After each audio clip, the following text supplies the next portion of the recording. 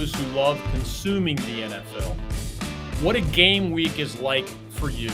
From your preparation to any special access you get to coaches and players, or even when you and your crew are arriving in the site's town as you're getting ready to put your next broadcast on for all of us to enjoy. What I've realized, David, through the years with the NFL, and I felt this early, but it's become more and more apparent as there have been more options for our eyeballs and our money and our time with streaming services and on demand and YouTube and anything that you can try to drum up on the internet. The NFL has absolutely mastered this part of our society, which is it's a reality show and you don't want to be left behind. So it's not something you can just follow along after the fact. You need to feel like you're part of it in the moment because others are watching live. So to say, well, I just want to have my own Sunday and do my own thing. And, tonight at 11 o'clock, I'll just recap everything. No, it's not realistic with the notifications on your phone, with people texting you, reaching out, with your fantasy league. There's no way to avoid it. Yeah. And the NFL has seized on this mindset and it works. It's foolproof. Every week, there's a huge storyline. There's a great game or an incredible moment or something you've never seen before. So from a play-by-play man's point of view, you just want to make sure you capture those moments. They don't go by you. And then you look back and say, man, I missed it. I wasn't on it. I wasn't paying attention. I was looking down at my notes. I was focused on something else. And that keeps you sharp and it keeps you in the moment.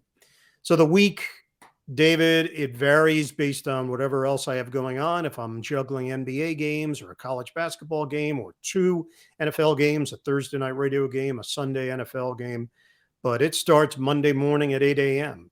And for me, it's the bare bones aspect of creating charts, boards that I use during the game. I'm not just going off a flip chart. I need to personalize it. I need to do it by hand. This is just me personally. I need to go color coded. I need to start setting up my brain in a manner that when I need information quickly, I know where to go, I know where to find it, and I know how to get it so that I can actually relay it to the audience in a clear and concise manner. And it starts with the skeleton of the board. And then as the days progress during the week, I'm filling in all of those gaps. Personal information, background, you name it. And I'll keep my charts from usually a 4-year interval. So if I see there's any crossover, things that can live year to year, evergreen notes, and then stuff that's completely new. And then I'm delving into the 2 teams specifically, reading and consuming everything I can get my eyes and ears on for that week. And in John Nash, A Beautiful Mind fashion, I'm writing down individual notes on a piece of plain white paper, double-sided, one team on one side, the other team on the other side. And in that form, I could not go on the air. But then I'll take what I do from that and then put it into a more digestible form so that when Sunday comes, I know where everything is. Get into town Friday, you're going to practice for the home team, you're meeting with the head coach, you're meeting with 4 players, you're talking to the PR staff, you're trying to get a little more inside information, no cameras, no microphones. It's all a relaxed setting. At least that's the goal. And then I'm taking those notes. I'm typing those on my computer on a Saturday to now get them into a form that I can share with my teammates. Share with the producer, share with the director, share with the camera people, with Charles Davis. Evan's doing his own notes, so often he's got his own stuff that he's looking at. And all of these ingredients come together. And by the way, all of that means very little if you get a great game. Follow the game. Yeah.